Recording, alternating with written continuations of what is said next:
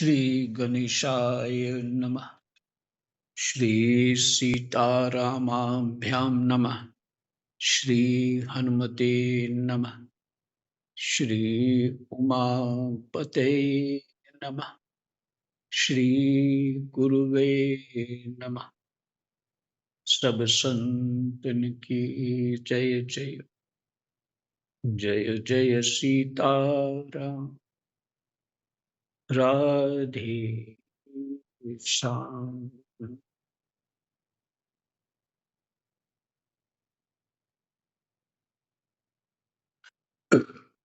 श्रीमद् भागवत पुराण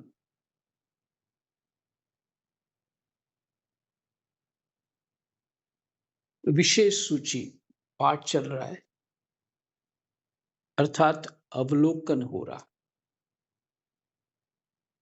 और द्वादश स्कंद आज पाठ होगा।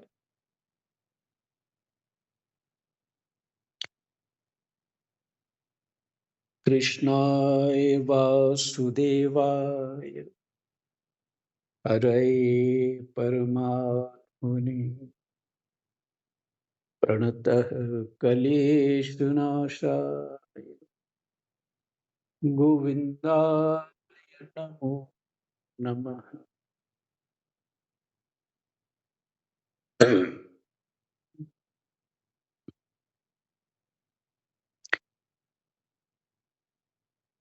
द्वादश स्कंद प्रथम अध्याय कलयुग के राजवंशों का वर्णन।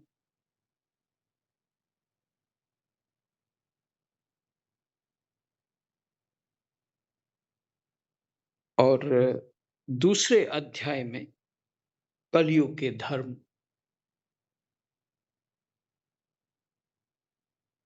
इसको एक बार जरूर देख लेना चाहिए, कलयुग में वैसा हो रहा है कि नहीं हो रहा है।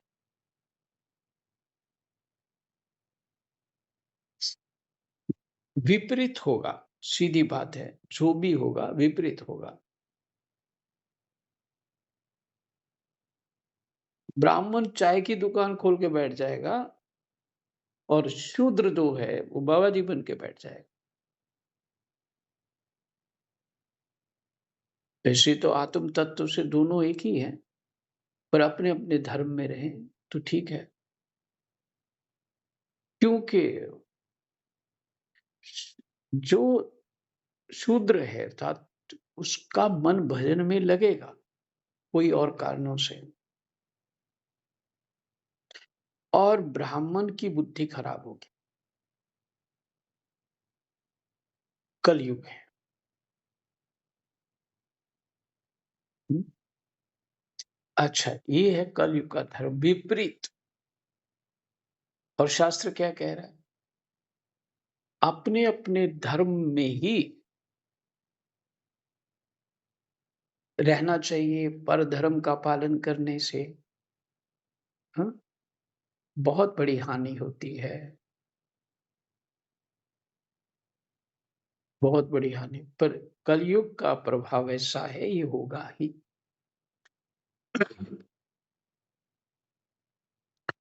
इसके साथ हम लोगों को अपनी दृढ़ता बुद्धि में ऐसी रखनी चाहिए कि कलयुग है ही नहीं। भले वो कलयुग है ही नहीं। और सबको अगर ऐसे चित्त में, क्योंकि माताओं का स्वभाव है कि सेवा से स्वभाव छूटता नहीं है। प्रकृति ऐसी रचना रची हुई है प्रकृति ने। तो जो यही यही करना चाहिए। अगर कर सके तो बच्चे को किसी ना किसी तरह से, कोई बड़ों को, बच्चों ग्रंथ से जोड़ दो।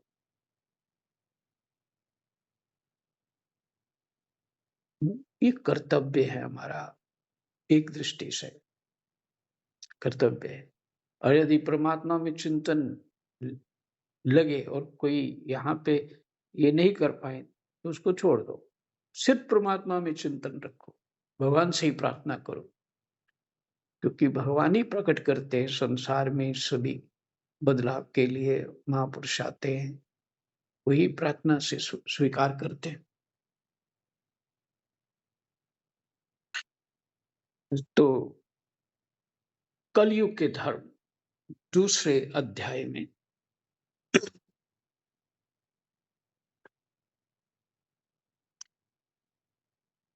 और एक बात ये भी है, मैंने श्री मथुरादास भक्तमाली जी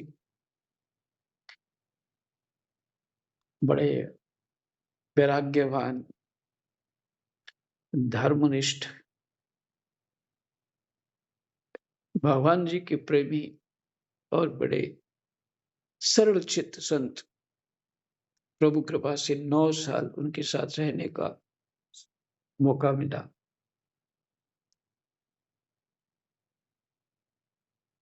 वो सुनाया करते थे, कलयुग बीच में अपना प्रभाव देगा, क्योंकि इसकी अवस्था है 4,32,000 वर्ष कलयुग की अवस्था, इससे दुगनी द्वापर की, इससे दुगनी त्रेता की, इससे दुगनी सतयुग की, इस तरह से उत्तरोत्तर बढ़ती है। तो कलयुग की अवस्था सतयुग की तरह हो तो फिर तो कल्याण हो गया सबका। इसलिए इसकी सबसे कम अवस्था है 4,32,000 वर्ष। परंतु अगर इस स्पीड से कलयुग बढ़ा तो फिर तो जीवन ही बहुत जल्दी कलयुग की उम्र खत्म हो जाएगी। इसलिए कलयुग में कभी बुरा समय आ जाता है, कभी अच्छा आ जाता है, कभी बुरा आ जाता है, अच्छा आ जाता है, करते करते 4,32,000 वर्ष।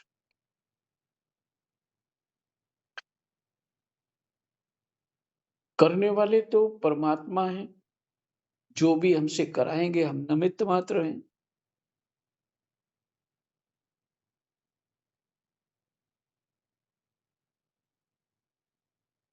पर मुझे ये जिस तरह से जो अनुभूति हुई, वो वैसी ही बात रख सकता हूँ।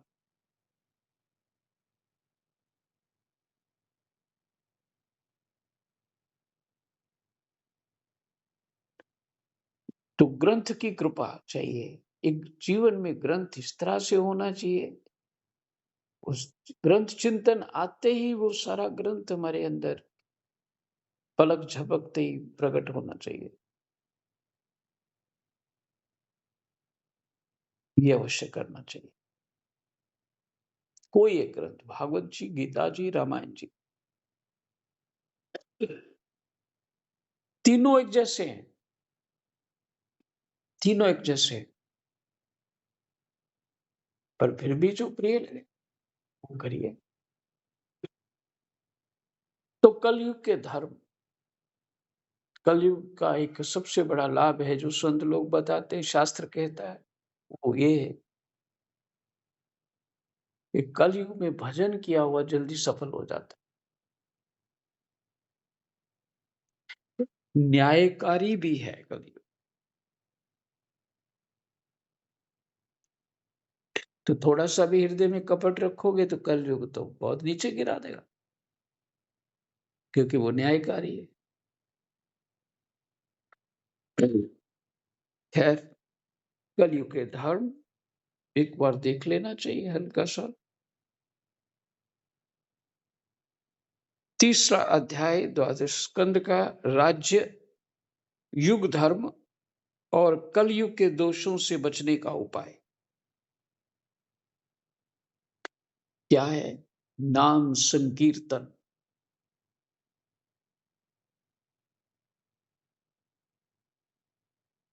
नाम, भगवान के गुणगान के अतिरिक्त कलयुग में कोई उपाय ही नहीं है।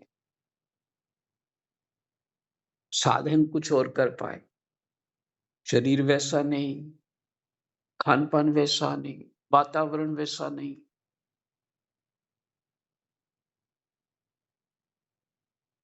इसलिए महाप्रभु ने कीर्तन आरंभ किया। वो अवतार माने जाते हैं महाप्रभु, चैतन्य महाप्रभु।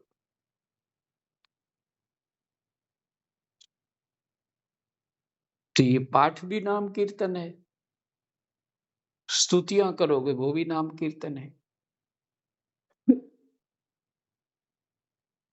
नाम जप करोगे वो भी नाम कीर्तन है। भगवान की लीलाएं गा करके गाओगे वो भी नाम कीर्तन है।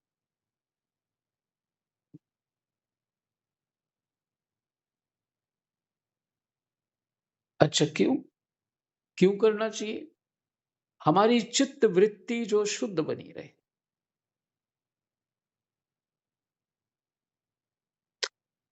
शुद्ध बनी रहे, परमात्मा से जुड़ी रहे, चित्त वृत्ति को परमात्मा में समर्पण कर दे।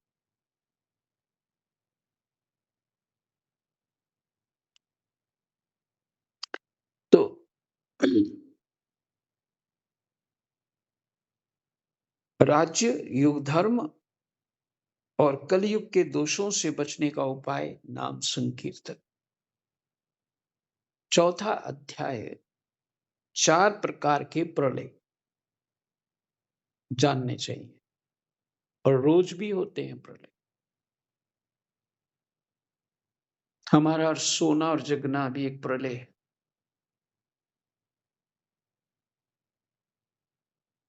5वां अध्याय श्री सुखदेव जी का अंतिम उपदेश। 5वें अध्याय में श्री सुखदेव जी का अंतिम उपदेश। 6ठे अध्याय में परीक्षित की परम गति, जन्मेजय का सर्प सत्र और वेदों के शाखा भेद। वेदों के जो 4 वेद करे, एक वेद के 4 ही वेद किए, फिर उसके आगे और शाखाएं। क्योंकि वेद को स्मरण, वेद श्रुति में आता है, तो वेद को स्मरण करना, स्मरण करके ही ब्राह्मण जो उसको रखते थे और बाद में उनकी थोड़े-थोड़े मंत्रों को, क्योंकि जैसे-जैसे द्वापर बढ़ेगा, तो द्वापर के बाद कलयुग में बुद्धि कम होती जाएगी, स्मृति कम होती जाएगी। कलयुग का प्रभाव है। तो वेद का, एक वेद का, 4 वेद में से एक वेद का कुछ अंश इस परंपरा के ब्राह्मण करेंगे, कुछ अंश इस परंपरा के ब्राह्मण करेंगे, कुछ अंश इस तरह से महापुरुषों ने ये व्यवस्था कर दी थी श्रुतियों की, वेदों की। तो इसलिए शाखा भेद।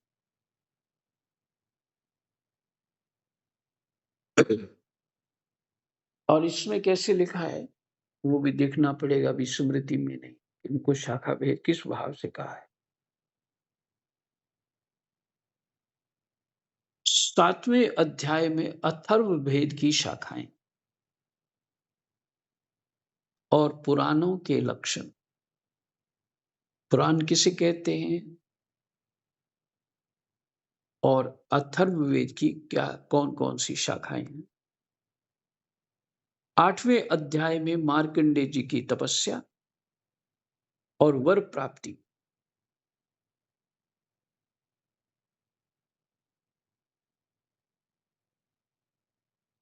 बहुत प्रसिद्ध कथा है।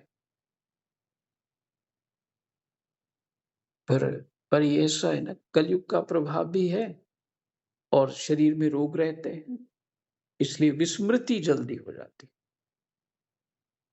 पर अपनी स्मृति को दृढ़ करना हमारा ही कर्तव्य है। हमें ही वो तप करना है। तप का अर्थ होता है यम नियम ना, ये तप ही में आते हैं। तप का अर्थ होता है मनोनिग्रह, चित्त वृत्ति निरोध, ये सब तप है।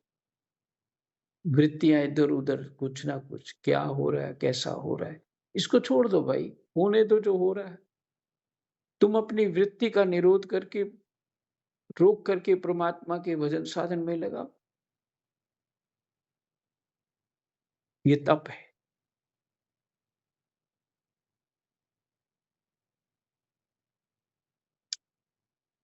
करना ही पड़ेगा। दुकानदार को क्या इच्छा नहीं होती कि मैं घूमूँ और इधर जाऊँ, उधर जाऊँ, सैर-सपाटा करूँ? लेकिन दुकानदार अपनी दुकान छोड़ के जा नहीं सकता कहीं भी। कभी-कभार चला गया तो चला गया, नहीं तो वो वहीं ज घर से उठता है, वहीं जाके बैठ जाता है, गद्दी पे। सारा दिन उधर च्यों-म्याऊँ जो करना होता है वो करते रहते हैं, तो छोड़ नहीं पाता। पर इच्छा तो होती है कि मैं बाहर घूम लूँ, ये कर लूँ, वो कर पर धीरे-धीरे क्या होता है, उसको अभ्यास हो जाता है, कहीं जाने की इच्छा नहीं होती फिर उसकी। फिर उसको लगता है मैं घर से उठूँ, दुकान पे बैठूँ, बस मेरा स्वर्ग दुकान ही है। मुझे वहीं बैठा अच्छा लगता है। ऐसे ही, बिल्कुल ऐसे ही, भजन साधन हमको ऐसा ही लगेगा। नए दुकानदार को जैसे लगता है कि बड़ा कठिन है, मैं जा ही नहीं सकता, कुछ कर ही नहीं सकता, ये नहीं हो सकता, वो नहीं हो सकता। करना चाहिए, संसार है तो देखना भी ज़रूरी है। ये सब चित्तवृत्तियाँ भटकाती रहेंगी। पर नहीं, मनोनिग्रह, मन को नियंत्रण करना यही तप है। वृत्तियों का निरोध करना ही तप है। दुकानदार अपनी दुकान को चलाने के लिए वो माने उसको कमाने के लिए कितना प्रयास करता है, तो कमा पाता है। वो धन आसानी से नहीं मिलता है।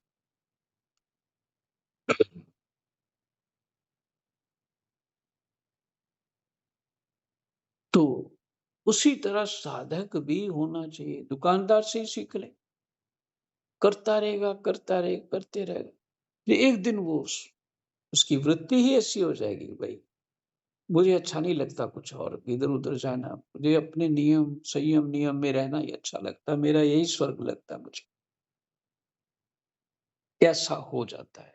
यही यही तप।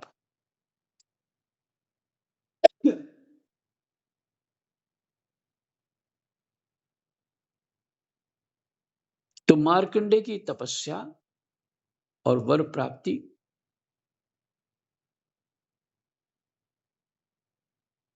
मार्कंडे जी की मार्कंडे जी का माया दर्शन, अद्भुत भक्त हैं मार्कंडे जी। सबने कहा प्रभु मुझे आपका दर्शन चाहिए तो आपके धाम का दर्शन चाहिए, मुझे वही जाना है। मार्कंडे जी कहते हैं प्रभु मुझे आपकी माया देखनी है। ये सब भगवान की इच्छा है। इतना तप करने के बाद उनकी इच्छा होती है माया देखनी। भगवान जी माया दिखा देते हैं। क्या दिखाते हैं? वहीं बैठे-बैठे प्रलय आ जाती है। मार्कंडे जी डूब जाते हैं और उसके बाद सबको कथा वो याद है कि उनकी नाक में चले जाते हैं। क्या-क्या, कौन-कौन से लोग देखते हैं। बड़े सुख-दुःख आते हैं, ये बहुत कुछ होता है।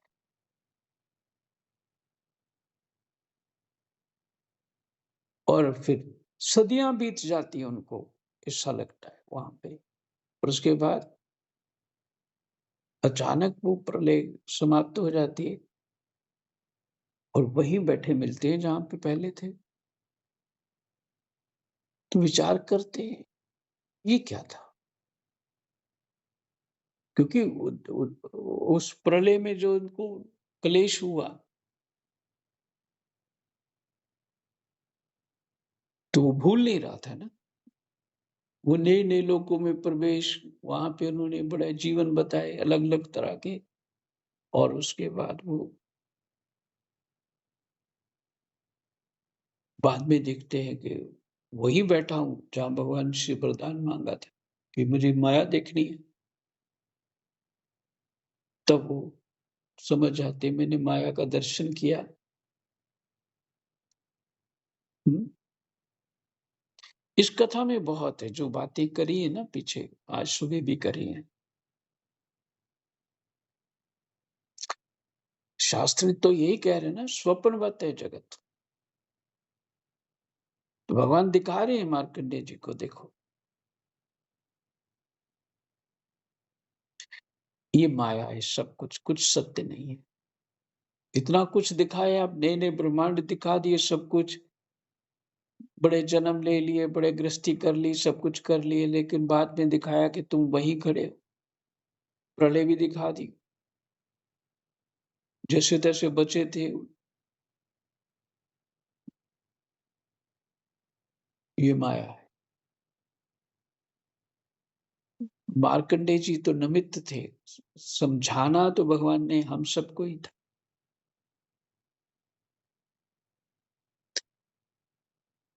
इस प्रकार से हम सबको भी माया का दर्शन चल ही रहा है। मार्कंडेय जी का तो विश्राम हो गया, पर हमारा नहीं हो रहा।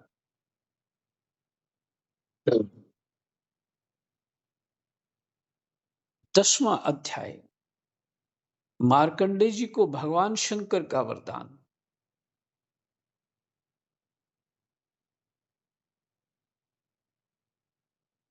11वां अध्याय, भगवान के अंग, उपांग और आयुधों का रहस्य तथा विभिन्न सूर्यगणों का वर्णन। ये भी प्रसंग बहुत अच्छा है। कोई ऐसा कुछ है नहीं प्रसंग कि जो कम अच्छा हो, लेकिन फिर भी स्मृति में आ जाने से वो लगता है बहुत, वो अच्छा लगने लग जाता है ज्यादा। अंग उपांग, भगवान के जो आभूषण इत्यादि, मुकुट कौन है, क्या है, कौन, ये सभी भक्त लोग हैं भगवान के, क्योंकि वो चिन्मय, कोई भगत भगत मुकुट बन गया, कोई भगवान के आयुध बन गया, आयुध मैंने उनके हथियार, कोई श्रृंगार बन गया, कोई कुछ बन गया, कुछ कोई स्तुति करने वाला बन गया, कुछ सेवा करने वाला बन, क्योंकि भगवान का हर वस्तु दिव्य है।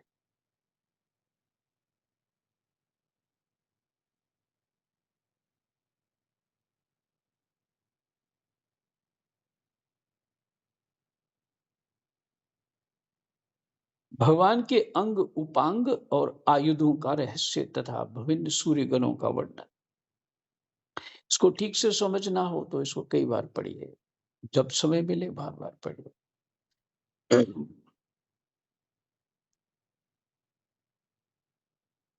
12वां अध्याय, श्रीमद् भागवत की संक्षिप्त विशेष सूची।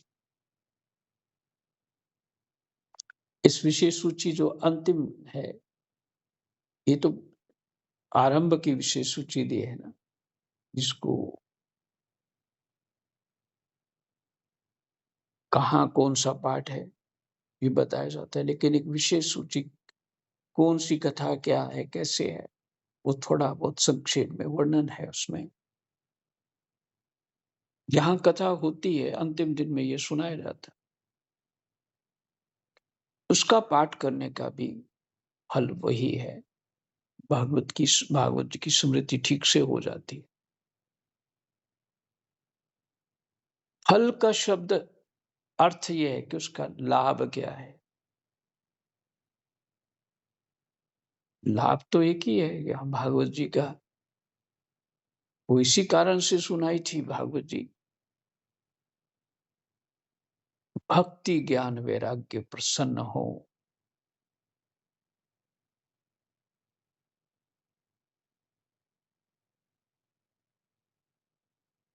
इसका अर्थ क्या है प्रसन्न हो, हमारे भीतर वो उतर आए, भक्ति ज्ञान और वैराग्य।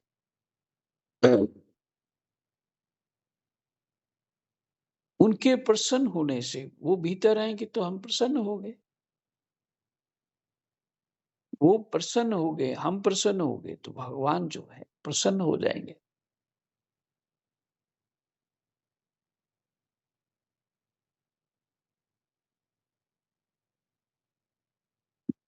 13वें अध्याय में विभिन्न पुराणों की श्लोक संख्या और श्रीमद् भागवत की महिमा।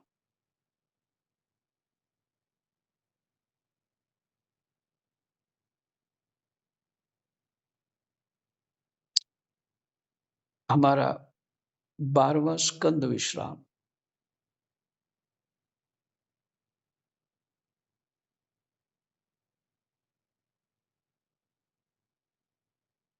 आगे है विशेष सूची में श्रीमद् भागवत महात्म्य में पहले भी है, आरंभ में और बाद में भी है।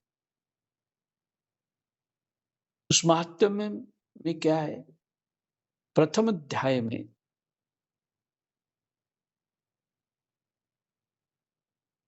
परीक्षित और वज्रनाभ का समागम,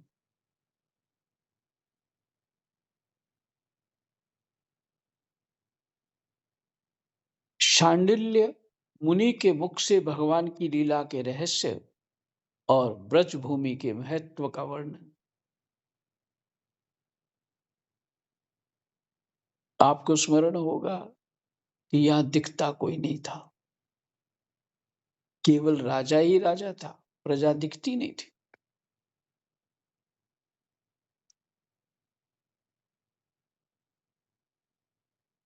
और फिर इसके बाद शांडिल्य मुनि ने उद्धव जी को मिलने को कहा। वो कुसुम सरोवर पे गए और वहां उद्धव जी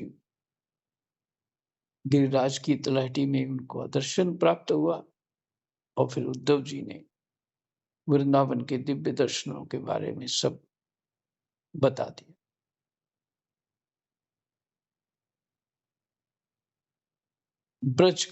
ब्रज भूमि के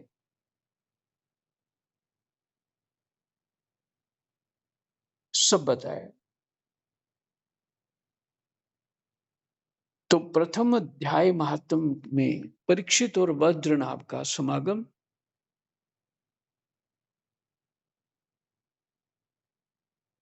भगवान कृष्ण के पड़पोता थे शायद वज्रनाभ,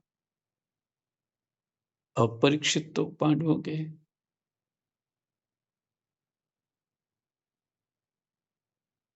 शांडिल्य मुनि के मुख से भगवान की लीला के रहस्य और ब्रजभूमि की महात्म का वर्णन। दूसरा अध्याय यमुना और श्री कृष्ण पत्नियों का संवाद।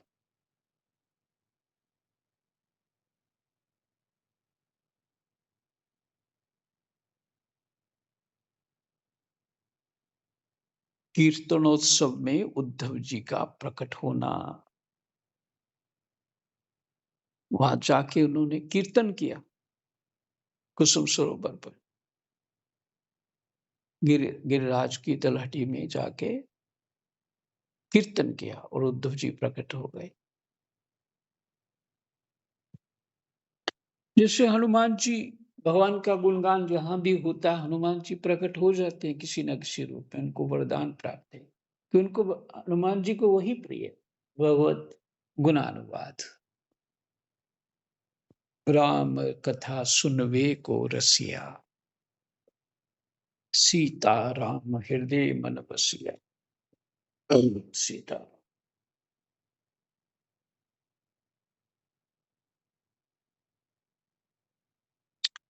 तीसरा अध्याय श्रीमद् भागवत की परंपरा,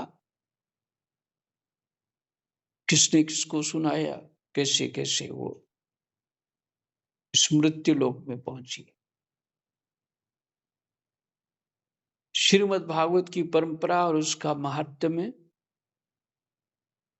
भागवत श्रवण से श्रोताओं को भगवत धाम की प्राप्ति। श्रीमद् भागवत की परंपरा और उसका महात्म्य, भागवत श्रवण से श्रोताओं को भगवत धाम की प्राप्ति।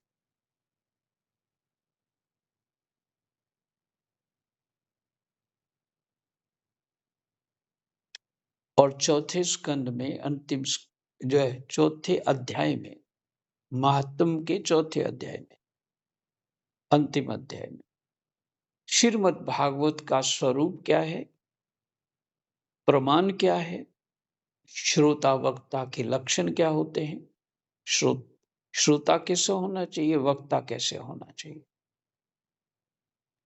और श्रवण विधि क्या है, और फिर से महात्म।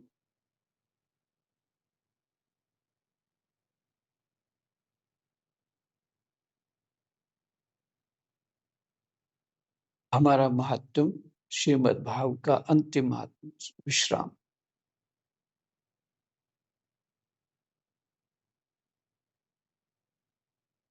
और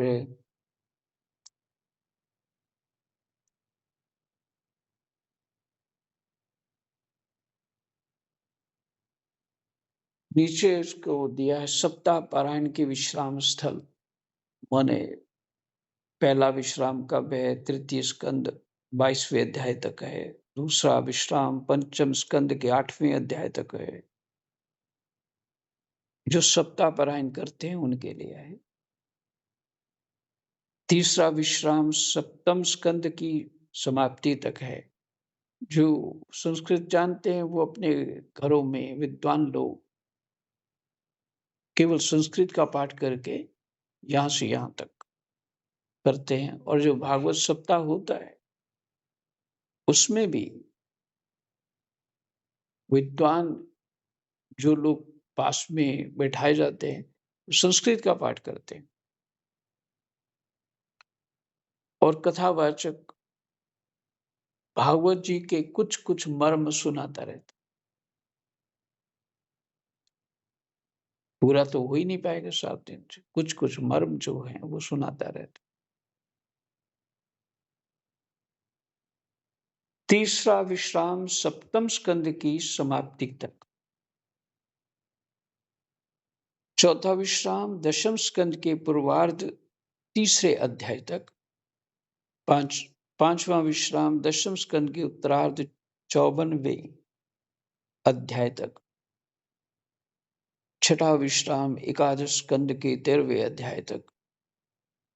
और सातवां विश्राम द्वादश स्कंद की समाप्ति तक। जय जय सीताराम। राधे श्याम। कृष्णाय वासुदेवाय हरये परमात्मने प्रणतः क्लेशनाशाय गोविंदाय नमो नमः। प्रभु कृपा से विषय सूची का भी पाठ पूरा हो गया। यही विश्राम। जय जय सीताराम। राधे श्याम।